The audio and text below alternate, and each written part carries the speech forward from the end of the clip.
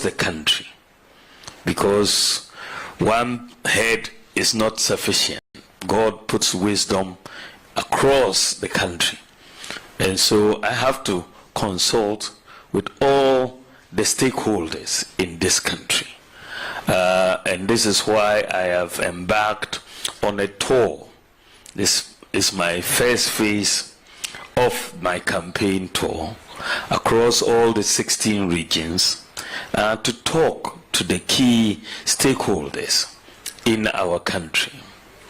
I am here on this journey that I've embarked to become a president of the Republic. But I know that it is only God who chooses leaders, and it is not man. For the good book says that unless the Lord builds the house, they will labor in vain. And so as I embark on this journey, I know, as I have known, that we have to put God first in the scheme of things and pray to him, for he is the one who will select leaders for us. And this is also why, in putting God first, when I get into any region, my first meeting is with the clergy before I go out to any meeting. I have so much to be thankful to God for. When I look back at my life, I am sometimes amazed myself as to where I have ended up today. I have been a by-day farmer on the farm before. I have been a taxi driver before. I have been a cleaner of dormitories before. I've been a warehouse boy carrying boxes. I was actually quite good at it. I've been a teacher before. I have been a banker, a deputy governor, and by the grace of God, I've become a vice president of the Republic. It is only the grace of God. It is not by my might or by my power. It is only the grace of God. When I look back at my life and to where I have come today, and this is why I believe that with God, everything is possible. It is possible. It is possible because initially I never thought I would enter politics. It wasn't in my life plan. It wasn't in my career plan at all. I never, in fact, I remember my father once asking me if I'll ever want to go into politics, and I said no. He says, why? I said, politicians, they insult them every day, so I don't want to go into politics. But as God will have it, within 24 hours in August 2008, I transformed from a banker into a politician. Just 24 hours I was given to make that decision. But I entered politics because I believed that I could serve the country in this position, that I could use the political positions to do good for the country. And this is why I found myself in politics. As I have said, I owe everything that I have today to his grace. If you look at our country, Ghana, we are a blessed country.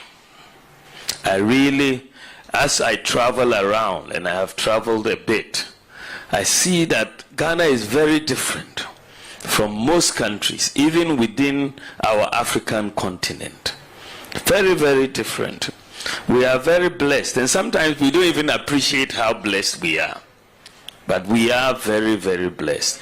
We are the most peaceful country in the whole of West Africa. And one of the most, if you look at the top 4 or 5 peaceful countries in the whole of Africa, Ghana is also there. what gives us so much peace in this country is religious tolerance. That is what gives us peace in this country. Many people come and wonder why we are so peaceful. We are different. We are a country where the chief imam of the Muslims in the country will celebrate his 100th birthday by going to the Catholic Church. That is the type of country that we are. 100th birthday, and he'll go to the Catholic Church, and a prayer will be said. And then BBC will carry it as a news item. It was a global news item carried by BBC that look at what is happening in Ghana with all the problems along the world as far as religion is concerned. You see the chief imam going to a church, and you see priests also going to mosques. This is quintessentially Ghanaian. It's very, very unique. Recently, I had the opportunity of visiting the Vatican. I had audience with His Holiness Pope Francis, and I mean, he's just so too well learned. He knows so much, as you will expect. And he was telling me that one of the things he likes about Ghana is the fact that we have religious tolerance, and he advised that we should keep it that way. And I asked him to pray for us as a country so that it continues that way. You see, for me, if you look at my family background, growing up as a child, my father married my mother. At the time that my father was marrying my mother was a Christian. She was one of those girls from the north, very brilliant, sent to Wesley girls to go to school. My father married her. She converted to Islam to be able to marry my father. And then my father had 17 surviving children. 17, a football team with reserves. 17 children. But one of the interesting things about our family is almost unique in the context of Ghana, in the sense that, I mean, our many families in Ghana, interestingly, are similar, because out of the 17 children, my brothers and sisters that we have, 9 of us are Christian and 8 of us are Muslim. The same family. 9 of us are Christian, 8 of us are Muslim. So growing up in the house, you had both the Bible and the Quran in the house, and we're reading all of them. When I was a child, going to school, I was a member of the Methodist Boys Brigade. I was a brigader, the Methodist Boys Brigade. Today, I still am a member, because as vice president, I'm also a patron of the Methodist Boys Brigade of Ghana. So my relationship with the church has not been today. I have had a close relationship with the church since childhood. It's not today that I am getting close to the church. I've been close to the church all my life, at home and outside home. And you find me in the causes that I champion. For example, myself and a Catholic priest called Father Campbell, we both have an interest in lepers and how to take care of cured lepers. And I am the patron of Ghana's Lepers Aid Committee, because we are doing a lot for the cured lepers. And he has also recently made me a patron for the Mother Teresa's Soup Kitchen, to look after the street children, to offer them food. But I'm telling you this so that you get to understand where my heart is as an individual going into politics. My heart is about helping the poor, helping the vulnerable, and helping our country to position us in a better way. I believe that God can use anybody to change a society. As we have in the Bible, God used Cyrus to help the people of Israel. But Cyrus didn't even know God. At the time, God used Cyrus. So I believe God can use anybody. A good friend of mine, one of my best friends, who is now a priest from primary school, and I am still very much in touch with him. And he teases me, says, "Mahmoud, can anything good come out of Wale Wale?" And I say, yes, something good can come out of Wale Wale if God says it is so. And that is the case. So I believe God can use this man from Wale Wale to change Ghana, to help us do God's will in Ghana. And so that has been, for me, my major call going into politics. How can I use whatever position God gives me to help solve problems? I have focused on solving problems that face our people. And I always believe that it is possible, by the grace of God, for us to do and so many things in our country. If you look at the general areas of development, you know, we have done quite a bit in the routine areas, even though we haven't yet finished everything, roads and hospitals and so on. But I have been focused on the future of Ghana. Right now, the whole world is going into a digital revolution. A digital revolution. In Ghana, as in many African countries, we missed out on the first industrial revolution, the second, and the third. The fourth industrial revolution is a digital revolution. And any country that does not take steps to be part of this digital revolution is going to be left behind.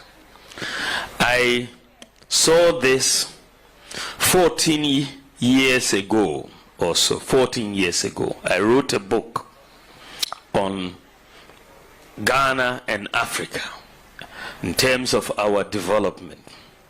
And in the conclusion, this is 14 years before I became vice president.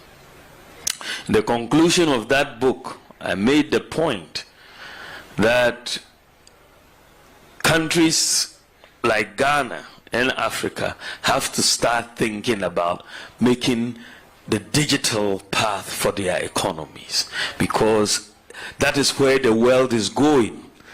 And the world will not come and tell you that this is where you should go, because you are in competition.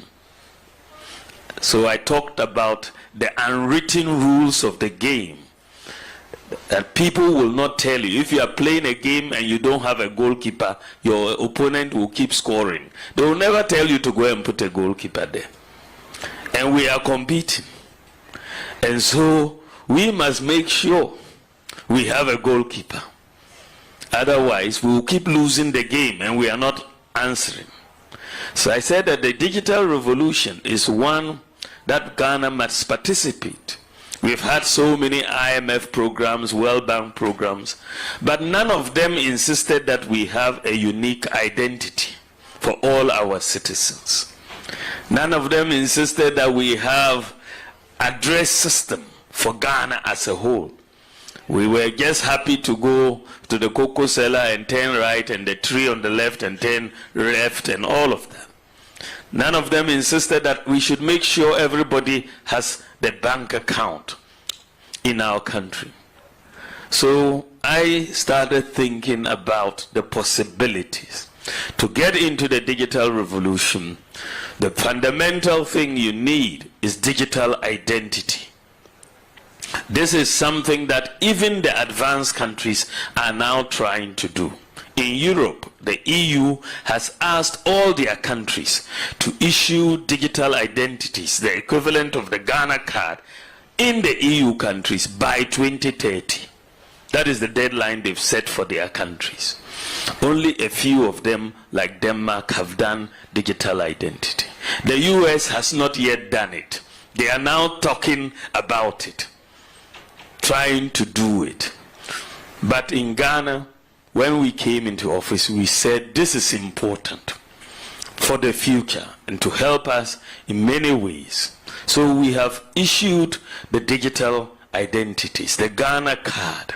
Everybody now, over 85% of adults now have a Ghana card. We've issued 17.6 million Ghana cards. And that is very, very important. It helps us so much in terms of unique identity, because no more age cheating, no more fake passports and all of that. These things bring discipline into our society because it gives respect to our data. When we present a passport at an embassy, they look at it, they check with the Ghana card data, they know it's genuine. Before it was a bit of an issue whether this is genuine or not and all of that. And then we use the Ghana card, for example, to deal with corruption with ghost workers. This is just one example. We had a problem of ghost workers since independence. Ghost workers, people working but they are not at work. They are collecting pay without work. I decided that let us link every worker to the Ghana card so that we will know, because if you have a Ghana card ID, it means you have a unique fingerprint. So every worker should be linked to their Ghana card.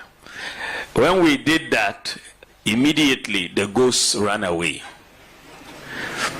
because the ghosts don't have fingerprints. The ghosts don't have fingerprints. The ghosts disappeared. And when we did that National Service Scheme, we got rid of 44,000 ghost workers. 44,000. They were collecting money without work. That saved us 420 million Ghana cedis. 420 million Ghana cedis. We went to SNIT and implemented it, and we got rid of 29,000 ghost pensioners, saving 350 million Ghana cedis. 2 institutions alone, ghost workers over 750 million Ghana. Just 2 institutions. Then, of course, we've used the Ghana card to clean up the Controller and Accountant General database. And today we can say with all confidence that in Ghana's public sector payroll, the ghost worker problem has been solved. We no longer have ghost workers because the ghosts don't have fingerprints, and we have used it.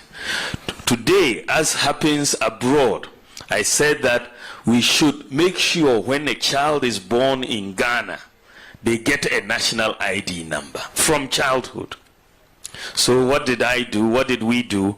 We linked up the NIA database with the National Health database, Ghana Health Service database, and with the Births and Deaths Registry.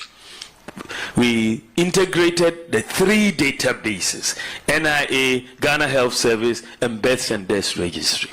So today, if a child is born here in Dambai and you take the child for weigh-in, that child can be given or will be given 2 IDs.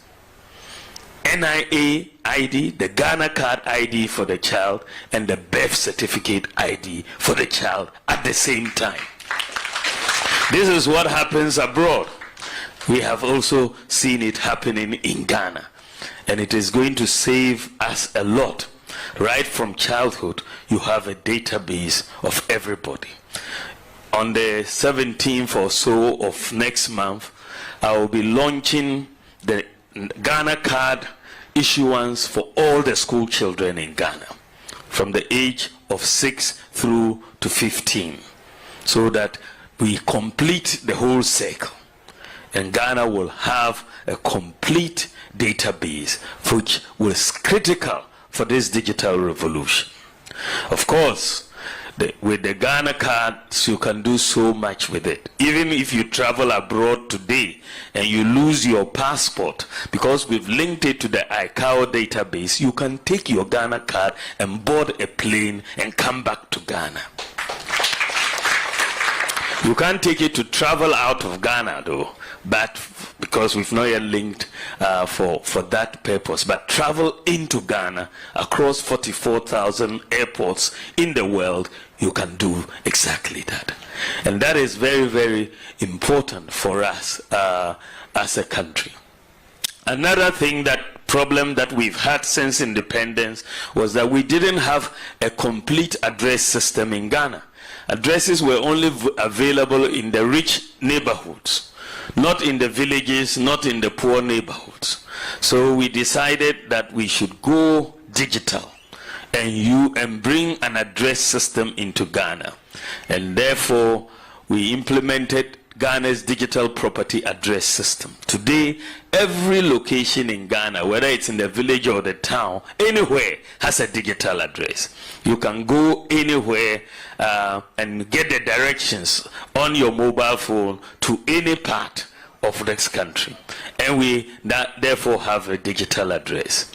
We are only the second country in the whole world to implement a digital address system. The whole world, the second country to do so. And this is why I keep saying that it is possible for us to do what many have not been able to do.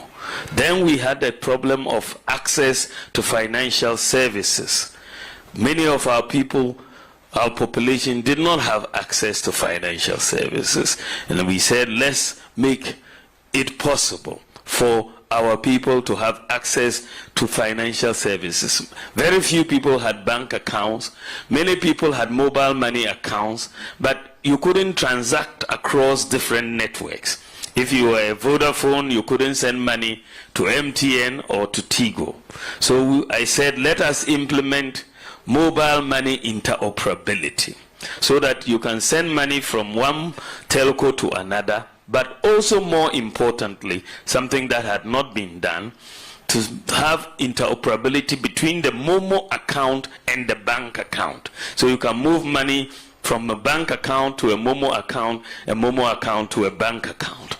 And you can also receive remittances from abroad and it will come to your mobile phone rather than going to Western Union to do it. When I said that we are going to do mobile money interoperability, many people just didn't believe it. They didn't think it was possible because no country in Africa had done it. And we were the first to do it. And we have done it. And today, we are now #1 in Africa in terms of the growth of the mobile money market. For the last few years, we've been #1. We are also #1 in Africa in terms of access to financial inclusion. Ghana is ranked #1, and we have 100% access to financial inclusion. If you don't have a bank account or a Momo account, it's only because you don't want one.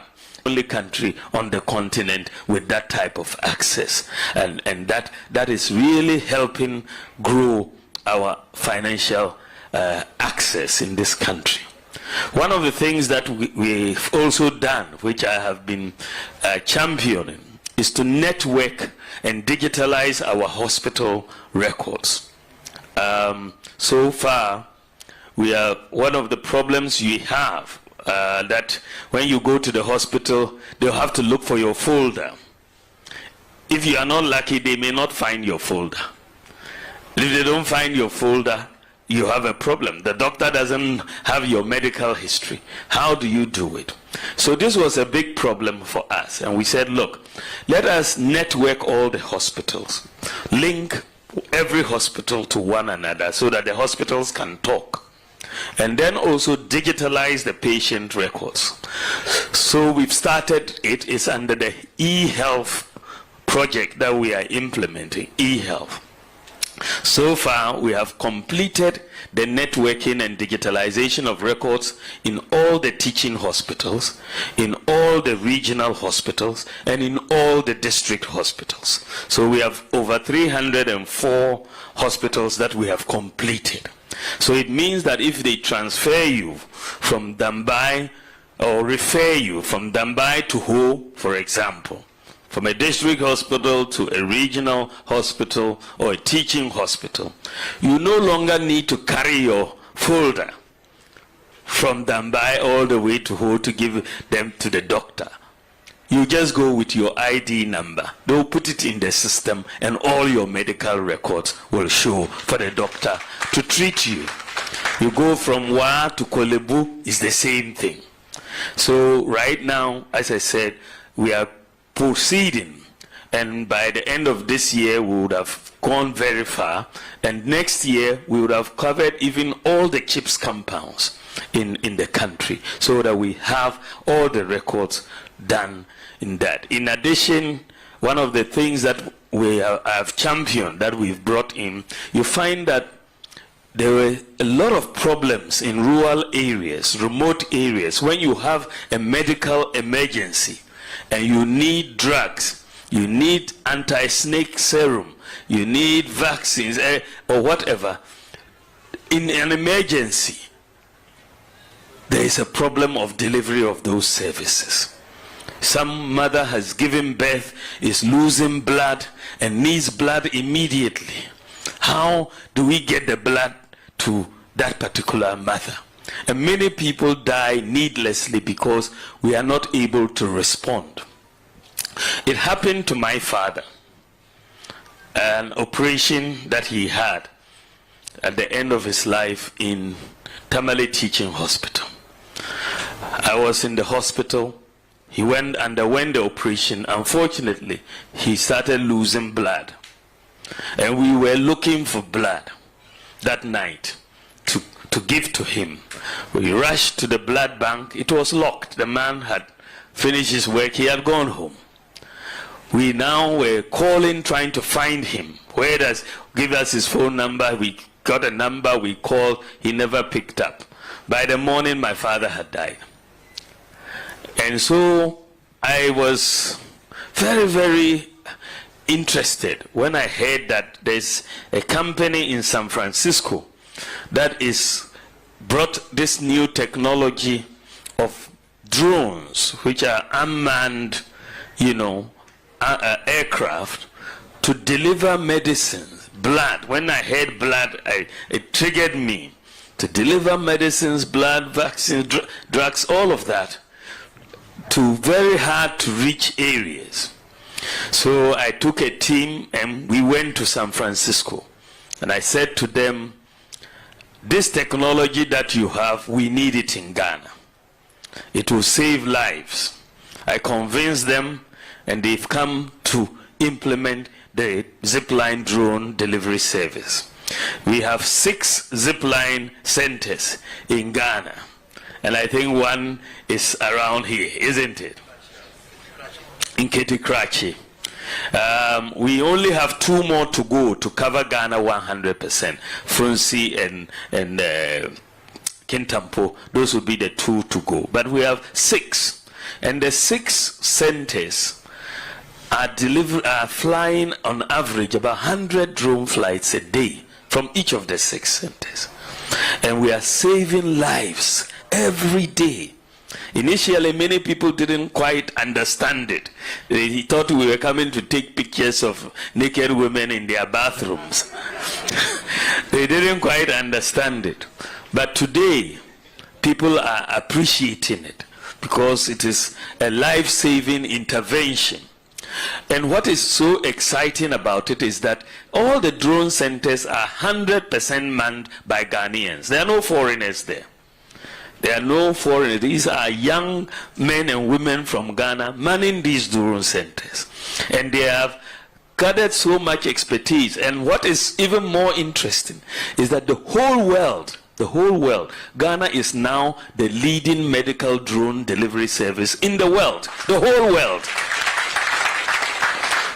The whole world. This is where now the expertise is in drone delivery. 2 months ago, this company that I went to see, Zipline in San Francisco, to come and set up in Ghana, they came to hire a Ghanaian here to take him to San Francisco to head a team in San Francisco. Because of their experience, they're flying hundreds of flights all the time. So we have taken the lead across the world in drone delivery technology in terms of its practice and execution. We are the largest in the world. So I keep saying it is possible for us to even do better than what some of the advanced countries are doing. And I think that is something we should keep trying to do. We have digitalized most of the MMDAs. There are 1,517 ministries, municipalities, departments, agencies. We have brought them all, 1,507 of them, onto a common digital platform. Which means if you are looking for a service, you can go to ghana.gov, you see paying taxes, you see the MDAs, all of them are there. And so 99% of MMDAs are on the Ghana.gov platform, digitalized the ports, digitalized the passport office, digitalized the DVLA, the births and deaths registry, the insurance. Today, if you want insurance for your car, you no longer need to go anywhere. You can get it on your mobile phone, and they will send you the insurance sticker on your mobile phone. If you go outside now, you can dial a USSD code and see if the car you are about to enter has insurance or not. If it doesn't have insurance, I advise you not to enter. You can find these. Today, you can buy your electricity on your mobile phone. Today, you can renew your national health insurance on your mobile phone. We are making life easier for Ghanaians. And this is what digitalization is doing. Another area where I was very passionate about was our free senior high school education policy. When we came into office, of course, for any nation, education is key. When we came into office, the very first or second day, when I met with the president, when we came to office, said, Mamadou, can we do free SHS this year? I said, Mr. President, if it is your priority, we can make it happen this year. And we made free SHS happen in 2017 in the budget.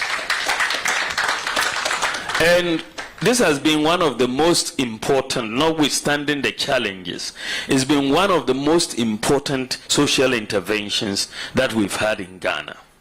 The free SHS enrollment, because of free SHS, has gone up from 800,000 in 2016 to 1.4 million at the end of 2023.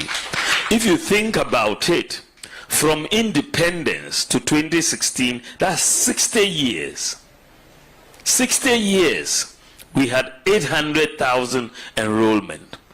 And then in 7 years, we've increased it by another 600,000 in just 7 years, compared to 800,000 in 60 years. That tells you that there were a lot of constraints, people who could not pay to get their children to school. And now they are able to go to school. And what is very interesting is that there are now more girls than boys going to senior high school. Gender parity has been achieved. In 2016, 2016, for every 100 boys you had in senior high school, there were 68 girls. For every 100 boys, 68 girls. Today, for every 100 boys, there are 106 girls in the senior high school. Today, it's difficult for the middle class in Accra to find mates, because the children of the mates have taken all of them to school. It's very difficult to find mates. And that is it. And their performance in school has actually improved. We were all worried about quality. But if you look at the core 6 subjects and WACSI, the performance has improved from the pass rate of 45% to a pass rate now of 64%. So the performance has really improved in that sense. So we've done free senior high school education. Recently, we have issued them with tablets to put all their textbooks on the tablet for all of them to be able to have, you know, an education right on their hands and be part of the 4th industrial revolution. We have also invested in TVET education, the highest investment in TVET education in our history, 6 billion Ghana cedis over the last 7 years.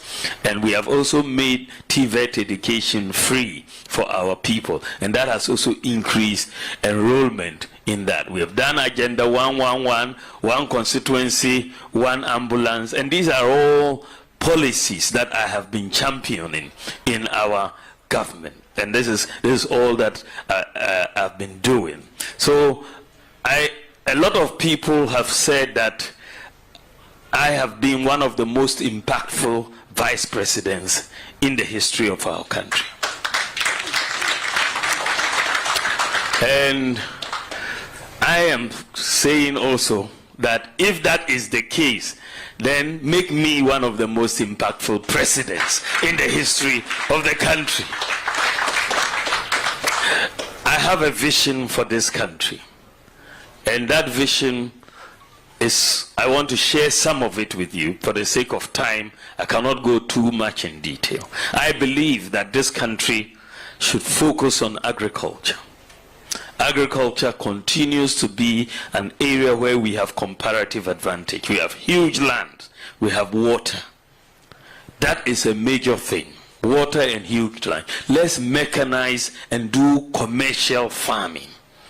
Mechanized, irrigated commercial farming will bring down the cost of food. We are importing tomatoes from Burkina. Our weather, our climate is better. Onions and all of those things. We need to do better. So far, we've done better in the area of rice. We have reduced rice imports by 45%. And if we continue, we will end rice imports by 2028, according to the Ministry of Agriculture. But we can do much better. Agric is one area. The next area I want our country to focus on is on power, electricity generation, and the cost of electricity. It is a major issue for our people.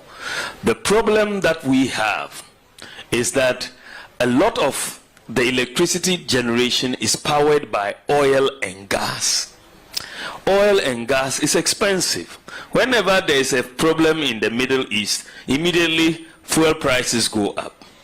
Then transport fares go up, food also prices go up, and we have a problem.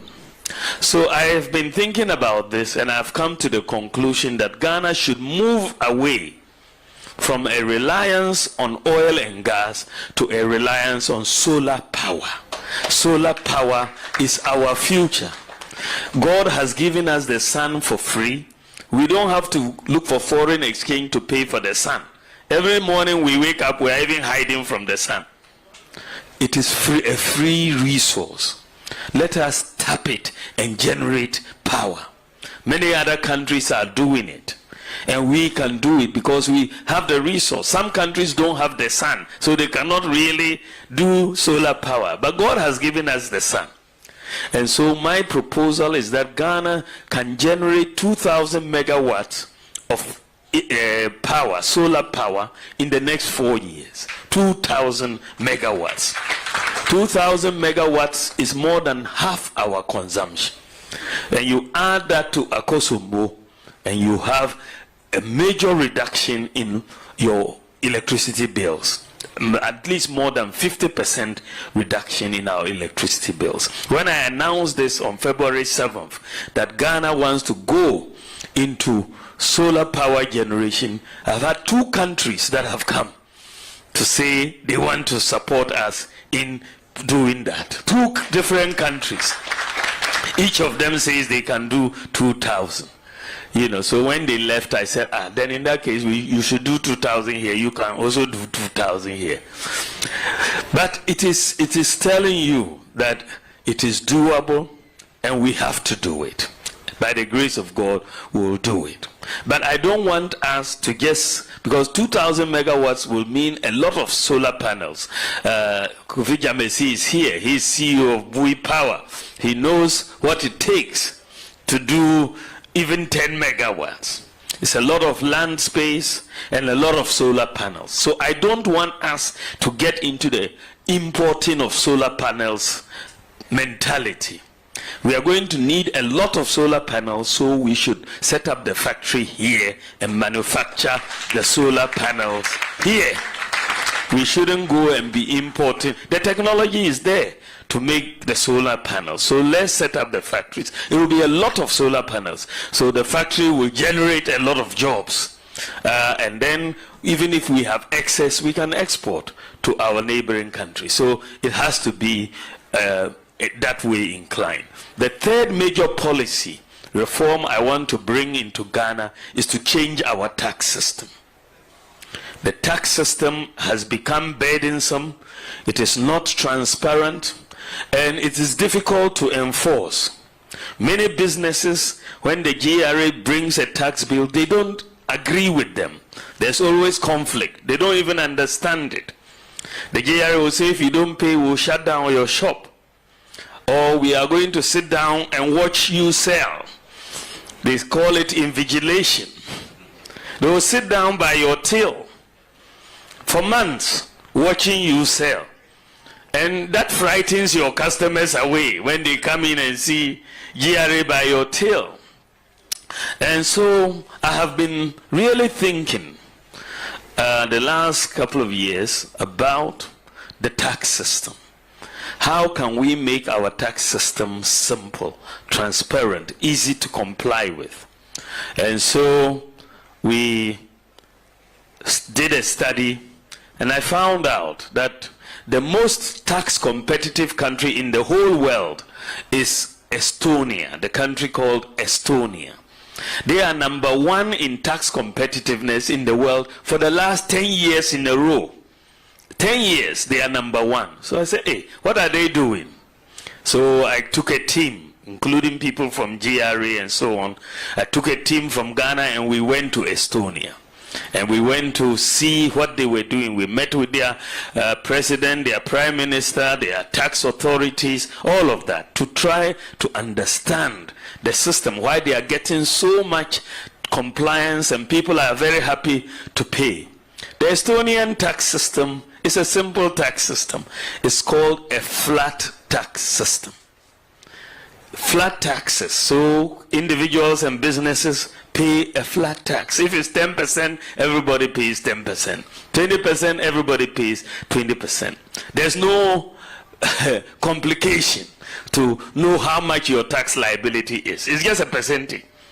It's like the tithe we pay in church, isn't it? It's a flat tithe, isn't it? You just pay, is it 10% of your income or whatever? Everybody pays. It's very easy to calculate. So that is the type of tax system I want to bring to Ghana next year. That we will move away from the current tax system to a flat tax system. Now, going to the flat tax system, of course, right now there's a lot going on in the tax area, but I want all of us to start on a fresh, clean slate, so that we don't mix the old tax system with the new tax system. So moving into this new tax system, I'm going to offer a tax amnesty to all individuals and businesses so that we all clean the slate and we start afresh. So we will have a tax amnesty next year. When I was visiting the Vatican a couple of months ago, when I went to the Vatican, after I met with His Holiness, the Pope, Cardinal Peter Texan was taking me around the Basilica, and he was showing me different parts of it. There was a place we went to where some work was going on. So I asked the Cardinal Texan, what is happening here? He said, oh, you know, we are making preparations for next year. Next year is Jubilee year. He said, oh, Jubilee year. I said, tell me more about it. So Jubilee year, there's a lot of forgiveness in Jubilee year. And I said, oh, is that right? He said, I said, yes. I said, oh, then that is a good year, because I'm also going to forgive taxes in 2025 in Ghana. So we will do a new tax system, offer a tax amnesty, and all start afresh. The second part I want to look at is our import duty regime. That is also an area where businesses have a big problem. The import duty regime, not only businesses, individuals. I think the nature of our import duty regime leaves a lot to discretion. And so importers never know precisely how much duty they are going to pay. They import something and they think they will pay 10,000 cedis, they arrive and it's 30,000 cedis. And so I want us to bring in some predictability in the import duty regime. And therefore, I want to also introduce a flat import duty regime, its impact on our prices. So let us also respect our cedi. If we say we shouldn't price in dollars, let us not price in dollars at the port to start with. So I want us to say, if you are bringing in spare parts and you are bringing in a 40-foot container, the duty for a 40-foot container of spare parts is 20,000 or whatever cedis. If it's a 20-footer container, it's 10,000. So you know, right ab initio, what the price of the duty is. If it's rice, this is the flat tax for it. 20-footer, 40-footer. If it's chicken, this is the flat tax for it, and all of that. It will make things easy and predictable. The second part of the import duty reform that I want to bring is to realign Ghana's import duty with that of Togo, our nearest competitor. What we are seeing is that Togo's duties are lower than ours. And so there's a lot of smuggling. People will take their containers and clear them in Togo and smuggle them into Ghana. So the new policy I want to bring is to benchmark our import duty, to say, as a matter of policy, Ghana's import duty will not be higher than that of Togo. We'll put a cap on our import duty. It can be lower, but it will not be higher. Immediately we do that, the smugglers will disappear. Just like the ghost workers disappeared. The smugglers will also disappear. And then the goods will come through Ghana and we will get the revenue from that. So those are the two major things I want to do. Then you also look at another major policy I wanted to implement is in the area of government expenditure and the empowerment of the private sector.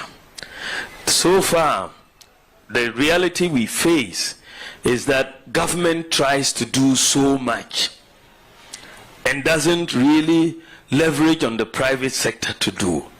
Wants to build all the schools, wants to build all the hospitals, wants to build all the roads. But guess what? The capacity to do so is not as much.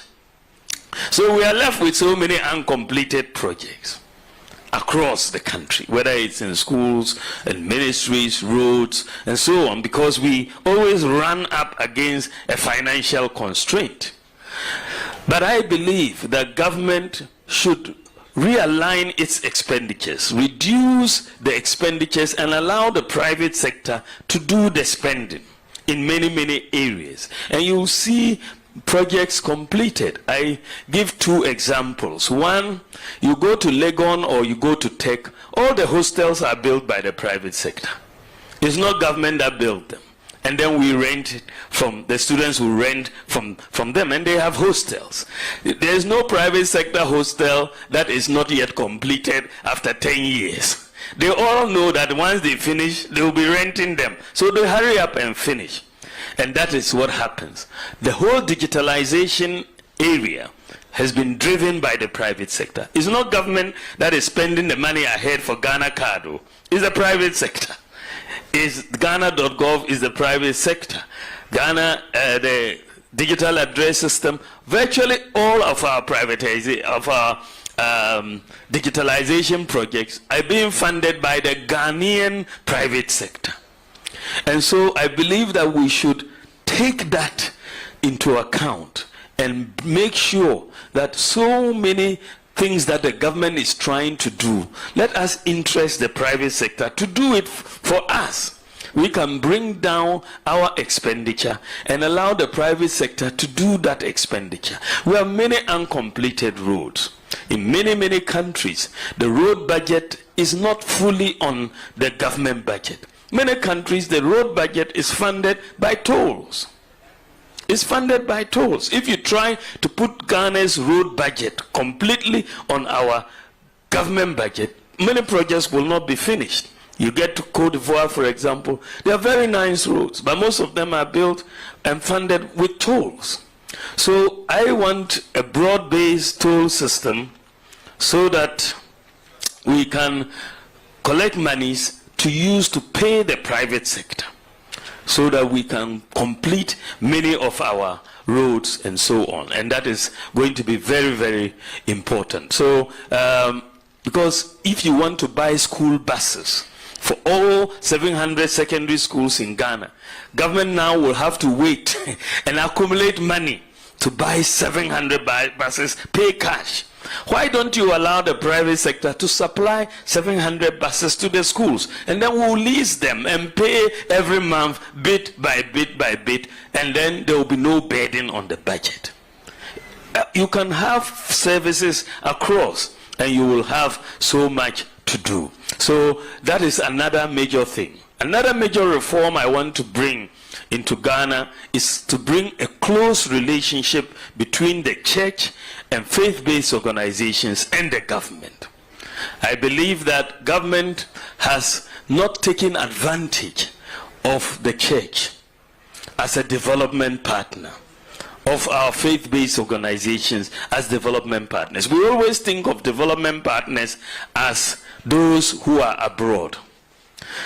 USAID, Oxfam, whoever comes from abroad, development partners. But how many schools do they build? How many hospitals do they build? How many universities do they build? The church and the faith-based organizations are our foremost development partners in the country. Our foremost development partners. The work that they do is just unbelievable. And so what incentives are we giving the church? The external development partner, when they want to do things, we say import duty exemption. When the church wants to do the same thing, we charge import duty. Isn't it? So we will change that. Whatever exemptions we are giving to our external development partners, we will give it to the church and our faith-based institutions. And I will repeat here, because I've said it before, there will be no taxes on church activities. There will be no taxation of church activity. It would not make sense for us to venture into that area, given the sort of help the church is giving this country. So we are going to exclude the churches from taxation. Then I want to also make a comment on LGBTQ. It is not consistent with our values in Ghana. The church doesn't allow it, the Bible doesn't allow it, the Quran doesn't allow it. So it's no, no, and no to LGBTQ. We will never agree. We will never agree to this practice. We will defend our values, no matter the cost. We will defend our values. And so, rest assured, I will make sure we protect our values. We will never accede to any pressure from any quarters in the world for us to accept that practice. We have our values and we will protect them. We are not going to, we will not go, we are a godly country and we will not do what God does not like. Otherwise, this country will not get the blessings that we are getting. We will not get the blessings that we are getting. We will not do it. We will not do it today, we will not do it tomorrow, we will not do it ever. As far as we are, we've made that situation very, very clear. And that is where we are going as a country. I want to give free tertiary education for persons with disabilities. Persons with disabilities should have free tertiary education, and we should also have quotas in our employment for persons with disabilities, because they are always left out. If you leave them to go through the competitive process, they will not be hired, but they are very sharp. And so on. I also want to focus on job creation for the youth. Train 1 million youth in digital skills. They don't even need university certificates or polytechnic certificates. They just need to be able to read and write. Our youth are very skilled in the technical area, in the digital area. We could train 1 million of them. And they don't even need to travel abroad to work. They can sit down with their laptops in Ghana and be working in Australia, in Germany, in Japan, in the United States. So I believe that this country, we can change this country. We have a lot of, prospects ahead of us. I believe that if you give me the chance, we will transform this country. I have an opponent in this election. He wants to come for 4 years. He can only come for 4 years. I can come for 8 years. So that means that in 4 years' time, I'll come back to you for accountability. And you can ask me, Dr. Bawumia, you said this was what you was going to do. Have you done it? So I will now have to work very hard, because I know I'll come back. You hold me accountable. So give me the chance. I believe that with me, you will get accountability. And I will do a whole lot for you. I believe Ghana is really a blessed country, and we are going to achieve so much. And I ask for your prayers in this venture. I ask for your support. God bless all of you, and thank you very much.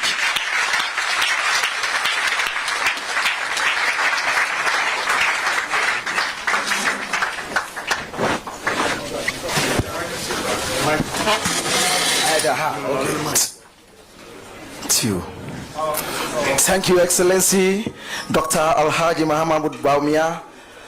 In Proverbs 11:25, he who waters must be watered himself. We are so thankful for the free SHS. We are so proud of you, the Christian of Otiri region. We are here with the clergy. With all seriousness, we will give 4 of our clergy the chance to contribute or suggest or any question to His Excellency. Thank you. When you raise your name, and then you have given your name out. Let us start. Can I start? Can I start? Yes. I'm Reverend Samuel Okwampa from Biakuye district. I heard you did mention about the churches, and I want to ask if God gave you the opportunity to become the president of Republic of Ghana, will you support the church in terms of supporting the church as maybe you'll be giving some honorarium, as we've been saying, as ministers or clergymen to support the church? That's my question. That is a nice one, of course. To the second place at a time. Okay.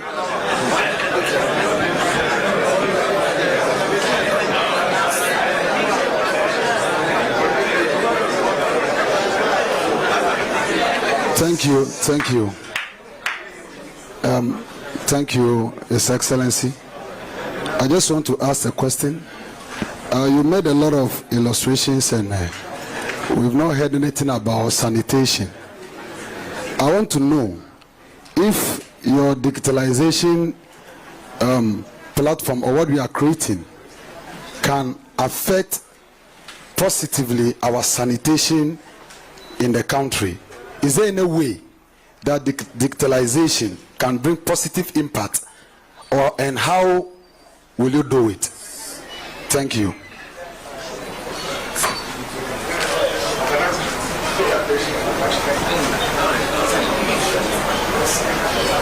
Thank you very much. Please, when you wake up, you mention your name, your church, your ministry, or something like that. Would help us. So please, your name and your church. My name is Reverend Samuel Nugbe, Grow Ye Faith Ministry from Domabi. That is from Apostle Samuel Asiam the late. Thank you. Thank you very much. My name is Reverend Benson Mark Williams, the pastor of Royal Redeemed Outreach Ministry, Bodada and Jessica District. I really thank God for the life of the Vice President and the President-to-be, if God permit.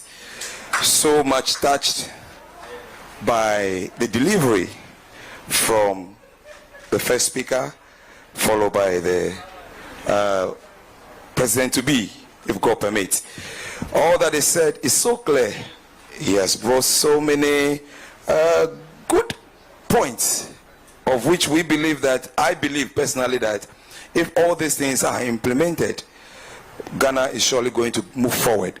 But I have some few points to suggest and say, when the President-to-be, if God permit, is delivering, he made mention of a gentleman taken from Ghana here to the company that brought drone to help them do the supplies there. And this shows that Ghanaians are very smart, they are very brilliant, they can do a lot, as we know. And then also many things that Ghanaians are doing. Please, we have a lot of resources, even as is mentioned that Ghana, we are blessed. But yet still, with the name independent, Ghana being one of the first countries to have independence, we are still depending on other countries for most of our things. Please, if it will be possible, I believe that your great visions should also include these, that everything in Ghana should be managed by Ghanaians. And then you have also mentioned of the import, that to be even same as or less than that of Togo. I believe that is going to help us so much. And with that, I know Ghana will be. And my prayer is that, as you've all said, it has happened in the book of Acts. You've mentioned it. If it's the Lord's will, the presidency will come to you. Thank you. Thank you indeed. If it's God's will, the presidency will come to pass, and so shall it be. Let's take a quick one from Mrs. Afre.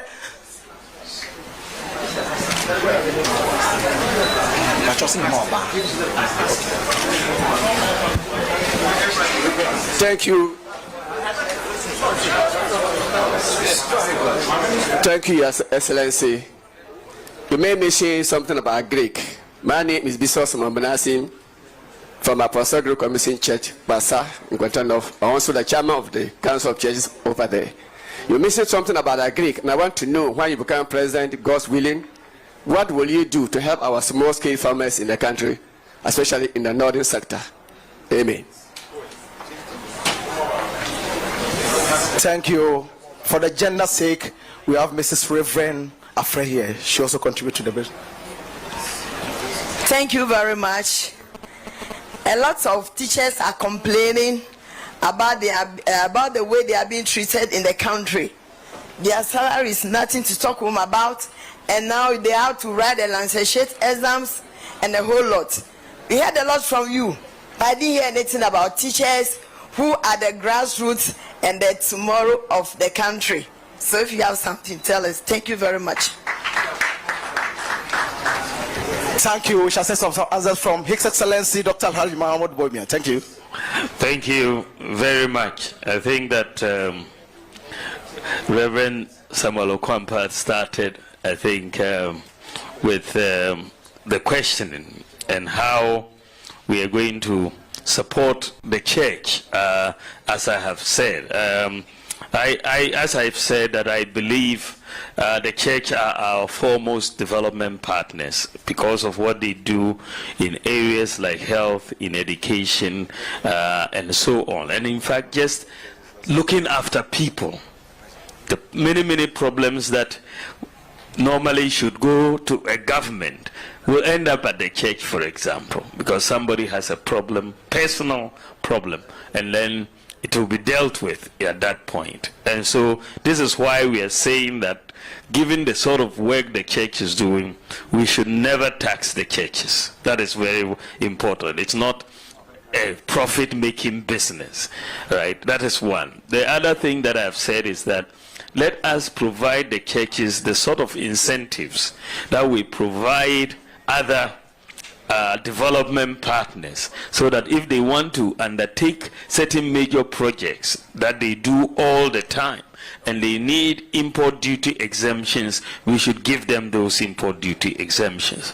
Recently, for example, also we have through the GET fund built a major we are building a major, I just cut the sword, for Trinity College, a major accommodation facility for Trinity College. Normally, you would have said that it's only for government schools that GET fund should do, but we said that this is a faith-based institution, a church that is providing so much, and so we should support them in providing the infrastructure in the college for the training. So I think that is the other thing that we are doing. But we have not yet had an issue of the alawa for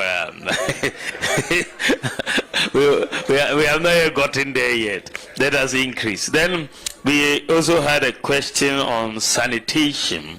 I think, as I said, I wasn't able to speak out everything that I would have loved to for the sake of time, but I think that one of the areas that we've done so well in, notwithstanding that we still have a lot to do, is in the sanitation area. The proportion of the population, we've invested a lot in sanitation facilities, a whole lot. And sometimes even we are mocked for investing so much in sanitation facilities. We have the proportion of the population that have access to sanitation facilities in Ghana, largely toilets and so on. The proportion of that population has increased from 33% of the population in 2016 to 59% now.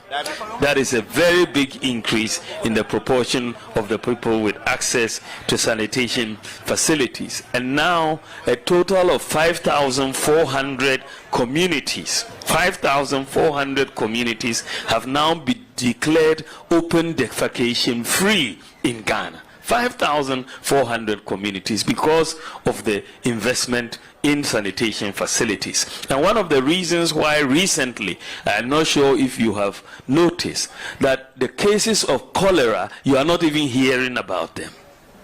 Cholera, it used to be a major issue, but there are very few cases that are now occurring because of the investment in the sanitation facilities.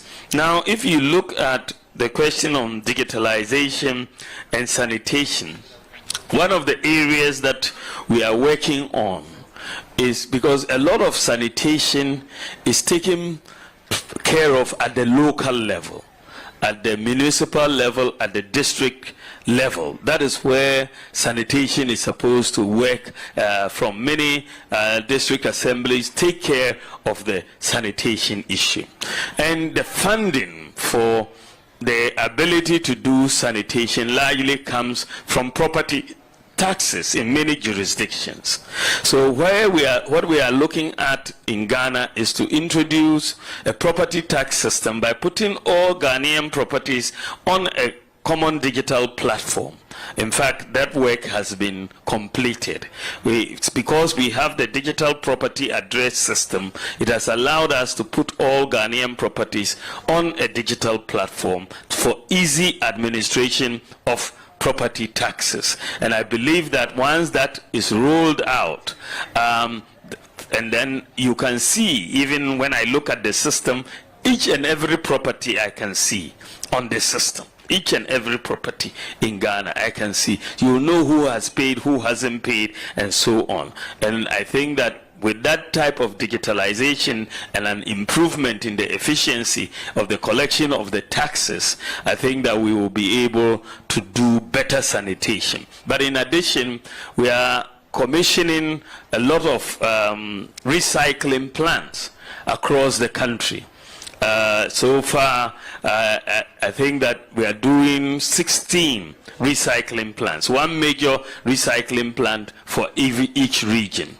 And we have one in Dambai here. So here we are collaborating with the private sector and doing 16 major recycling plants. And that is also going to help a lot with sanitation, because if you don't have those plants, then how do you deal with refuse? How do you deal with garbage? You don't have a way of dealing with it and recycling it, then you have piles and piles of refuse all over the place. And I think that investment that we are making in these recycling plants are also very, very important. I think Reverend Benson was also asking about making sure that that we have Ghanaians who manage our resources. I think that is also very important. One of the areas which I wasn't able to touch on was our natural resources.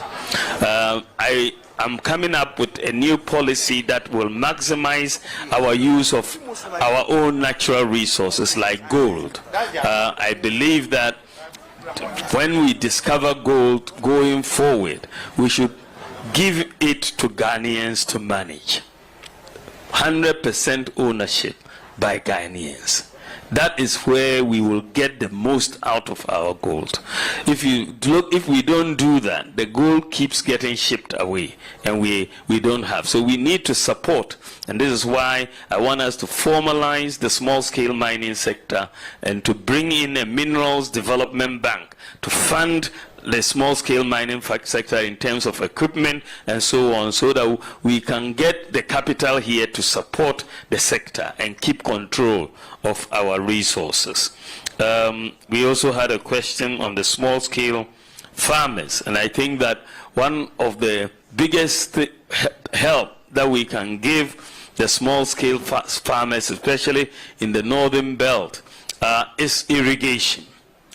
This irrigation, that we are blessed with the white volta running all the way across. We have the prospect of doing the Pualugu Dam also, 28,000 hectares to help small-scale farmers, but you could have other mini dams across the white volta to help our small-scale farmers. We also want them to be able to access machinery and financing to do that. And that is all part of the whole agric plan that we are going to adore in the manifesto. We will release that very, very soon. And then the issue about teachers that was also raised. And I think it is a very, very important issue in terms of salaries, licensure, exams, and so on. I think it is something that we have to continue trying to improve the conditions of service of our teachers. Not only our teachers, but our nurses also, also in that category of looking to improve the conditions of service. One of the problems that our workers generally in Ghana and Africa have is the lack of access to credit or loan facilities. If they pay a teacher $1,000 in the US, that teacher is able to spend up to $10,000. If they pay a teacher 1,000 cedis in Ghana, that 1,000 cedis may not even reach the end of the month.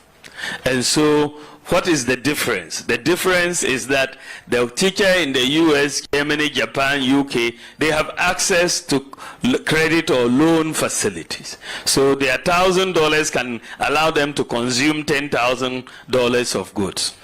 Why are they able to do that? They are able to do that because each individual in that system works as part of a credit system. And each individual has a credit score. Everybody has a credit score. So the lender, the provider of the loan, whether it's a car or furniture or a fridge or a house, can tell whether you are a good borrower or a bad borrower. They'll look at your credit score.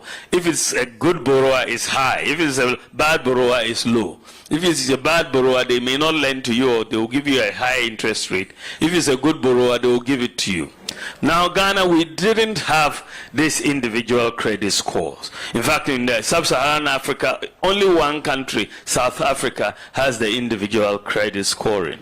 And this is what we have therefore tried to put in place. Because we now have the Ghana card, and the Ghana card is linked to your bank account, to your Momo account, to your DVLA, to your SNIT, to your NHIA, to your tax identification, all of that. Ghana is now in the position to move to individual credit scoring. And in the next couple of months, we are going to start it this year. It's not next year. We will launch. The Bank of Ghana has actually provided the license for the individual credit scoring, and it will change the whole game for all of our workers. It expands the possibilities, your ability to get loans and so on to cushion you as you work. That will now be open, and Ghana will be the second country in sub-Saharan Africa to begin individualized credit scoring this year.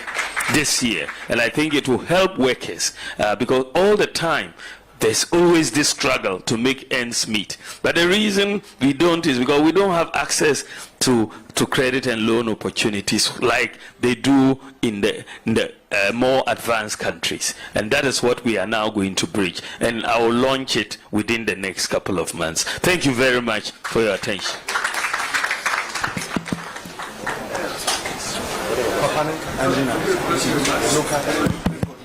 Two.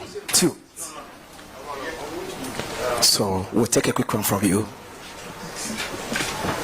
Thank you very much, Your Excellency. I think Honorable Dambochi has established the protocol already, so I will stand on that protocol to talk. You have given us your vision. In fact, getting to the region and you decide to meet us first, it means you are putting God first. That one should always be God first.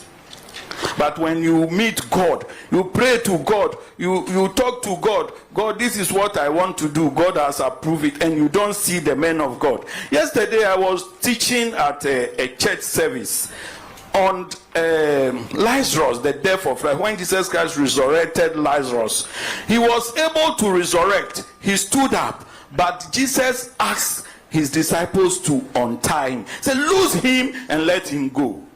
So, if you talk to God and you don't see the man of God to lose you, you will never move. You will remain where you are. You will remain where Jesus himself resurrected him. But he couldn't move until the man of God untied him. So you have spelled out your vision, and we are well resonated with that. Very good one. But I have a word for you before you leave, and that word is peace. Whatever you do, Romans chapter 12 verse 18. As much as it depends on you, be at peace with everybody. The word is everybody, not only chairman in team. Don't be at peace with only Honorable Damboche, not only Honorable Jato, but everybody, whether in your party or not. Everybody. That is the word. Everybody. I know you will never fight. Even if a prophet come to tell me that he has a prophecy that you are going to fight somebody tomorrow, I will see him as a false prophet. It will never happen. But people will fight in your name. And when people start fighting in your name, then you have a question to answer. So the torch of peace, you are the bearer. You pass it on to those who are very close to you. They also pass it on until it reaches the grassroots. Then we will have peace. It is possible to win an election, but it will be impossible to rule if there is no peace. If there is no peace. So peace is the word. That one, we can't take it out. Whatever we do, we should go with that word, peace. Peace, peace. That is all I have for you today. Thank you. God bless you.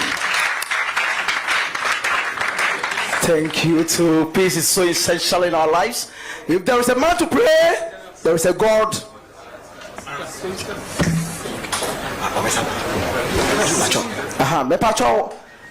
Respectfully, my senior officer here will be directing you to ORCC, where you would have to meet yourself for a few discussions. So please, let's get one of us to pray for us. Please, we shall offer the vice president with the prayers. If there's a man to pray, there is a God to answer. So respectfully, pastors, please, shall we be on upside down and then pray for our... Let's stretch our hands towards him, please. The pastor will do that for us. Lead that for us. Lead the prayers. Take over. But we are all stretching forth our hands towards the vice president and pray. Commit him and his vision into the hands of the Lord. Let's commit him and his vision. The people surrounding him.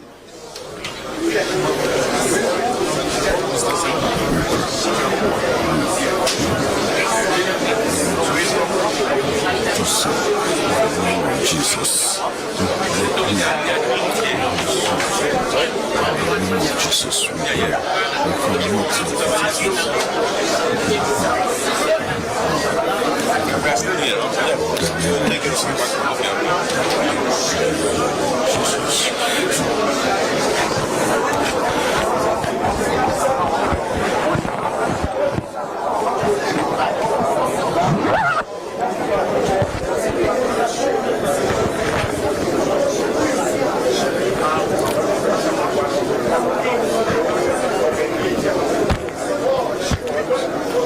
Now let's commit their journey into the hands of the Lord. You know, they are traveling very long distance to this place. Let's commit the road into the hands of the Lord. After here, wherever they are going, all the programs, commit them into the hand of the Lord.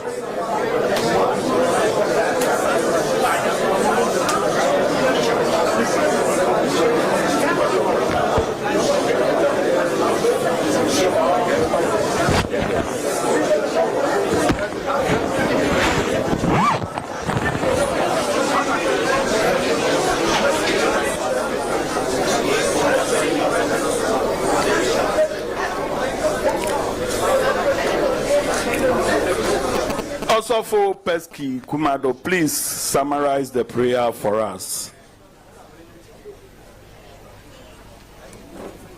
Father, in the name of Jesus, Lord, we thank you for a time like this. The Lord, we met with His Excellency, the Vice President, who is vying to be the President of the nation. Lord, He has spelled out all His visions to us. Lord, we pray, committing him into your hands, that may your mighty hand be upon him. May you protect him from every machination of the enemy. Lord, we pray that, oh God, without you, there is nothing he can do. Therefore, he seeks, oh Lord, your endorsement. This morning, I thank you that, Lord, even as he has gathered as your people, Lord, to reveal his visions to us. Lord, we thank you that you will, oh God, help him. That, oh God, you know what you put in man, as he even said. Lord, I pray that you work through the heart, work through his heart, that his vision may come true. In Jesus' mighty name. Amen. Thank you very much. Amen. May that sweet fellowship be with us. Please, we shall all move out the clergy for a photograph.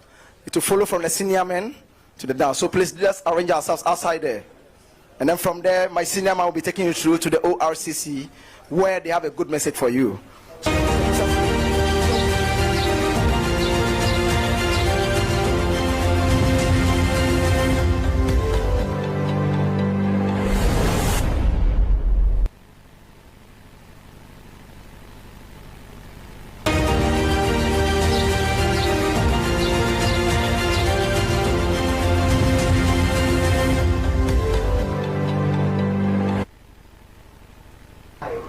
You're still watching ABC News Ghana. This is a comprehensive coverage of the official campaign tour of the flag bearer of the ruling New Patriotic Party, Dr. Mahamudu Bawumia. Now, he just finished addressing the clergy, and that was at the Basachu Hotel in Dambai.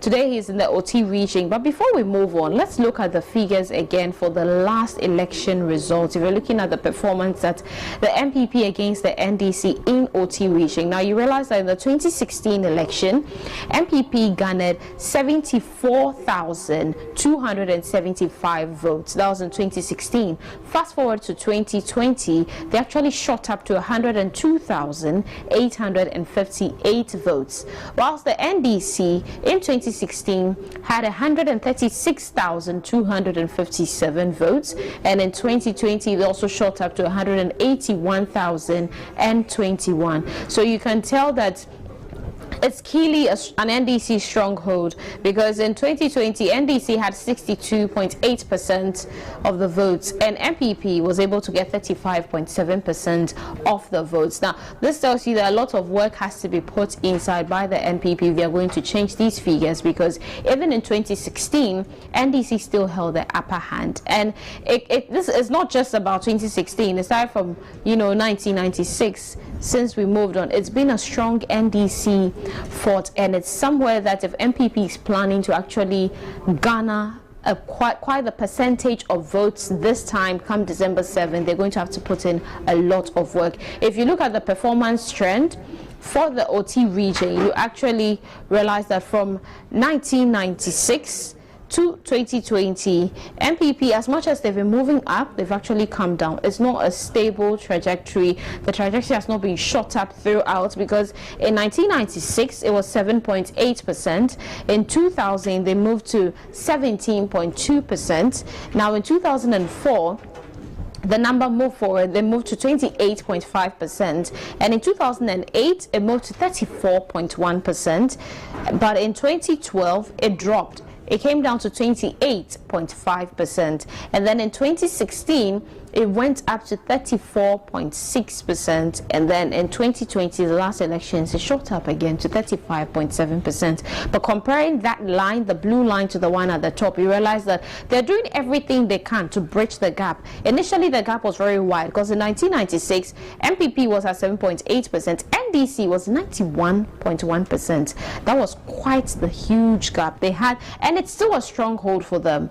But MPP is gradually able to get people to, okay, I'm voting for MPP. So people are actually aligning themselves and then agreeing or going with whatever it is, whatever message that the MPP has been bringing to them. Between 1996 to 2020, there's been quite the increase, because from 7.8 to 35.7%. That's quite, you've accumulated quite a percentage. And come December 7th, if they're going to actually gain on this number or lose, it's going to be keenly dependent on this campaign, on the message that the flag bearer has sent to the people. Not only is he meeting with the clergy, as he's just done, and shared his vision for the country with them, he also has other engagements he's going to be doing today. And later today, if we're going to look at later today, he's also going to pay a courtesy call on the OT Regional House of Chiefs. So it's something that we're actually going straight. And he just finished having a breakfast meeting with the clergy. He's also going to have a breakfast meeting with the imams. And then I mentioned a courtesy call on the OT Regional House of Chiefs at the office of the Regional Coordinating Council in Dambai. He also have the Juma prayer. Today is Friday, and as it's become more like tradition, every Friday, whatever region he finds himself in, he actually, engages in the Juma prayers. But this time it will be at the Dambai Central Mosque. Later, he will also be engaging in a meet and greet and a house-to-house campaign at the Dambai Junction, Zongo areas, and Saturday Market. I mean, this for him is the highlight. Not to put aside the Youth Connect Town Hall meeting, but this is the highlight, because this he gets to actually walk among the people, go to them door to door, talk to them, shake them. This is me. This is the message that I'm bringing to you. And then later on, he'll also be engaging the youth at the Youth Connect Town Hall meeting that will take place at the Presbyterian Church near the La Paz Park in Dambai. You're watching ABC News Ghana. We're bringing you round-the-clock coverage of the campaign tour of the flag bearer of the ruling New Patriotic Party. We'll be right back.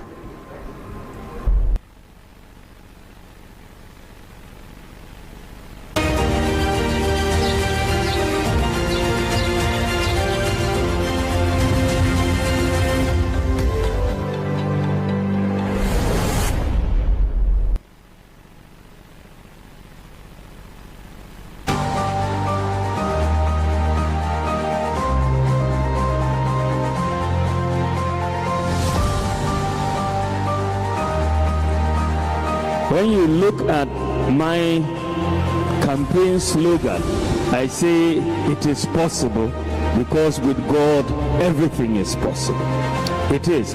And I believe that as a nation, we should not shy away from trying to be the best. We should not be intimidated from trying to be the best. What the white man has achieved, we can also achieve, and achieve better. I want to bring in a new policy that will say that Ghana's import duty cannot be higher than that of Togo. We will be lower or the same. So we'll put a ceiling to our import duties to make it the same as Togo or lower than Togo. So in that case, the incentive for people to smuggle will go away, and they will rather come through. So those are the two major changes I want to bring in the import duty regime: flat taxes and realignment with Togo, who are our closest competitor.